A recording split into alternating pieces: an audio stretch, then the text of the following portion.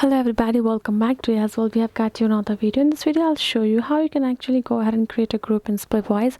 But before that, please do make sure to like our video, subscribe our channel, and as without any further delay, we will simply go ahead and step into our video. For the matter, what you're gonna do, first of all, you're gonna go ahead, open up your Splitwise app right there. Once you have opened it, go to our friends section. This is gonna be our home page once we have opened it up right away.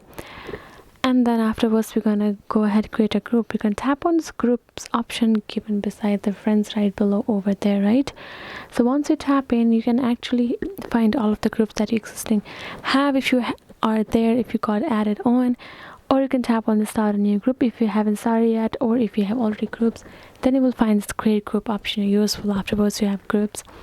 So for now, we'll tap on the start a new group. We're gonna go ahead, choose a home section, and we're gonna find our user for us to add. We can make our group name, and then once we are done, we actually created a group name like that, and it's for home category one. Then we can go ahead, tap on this add member. We're gonna go ahead, search a particular member for us to add in, right? Or we can just go back and tap on the share a link. We can share our link to whoever we want to be in our group, and they will just get the link, tap on it, confirm it, and they're our group member right there. So this is it, guys. Once you go back, you will be able to find here in the group section your group over there. So yes, guys, this is it. I hope this video was helpful to you all. Thank you so much for watching, and yes, I'll see you guys in our next video.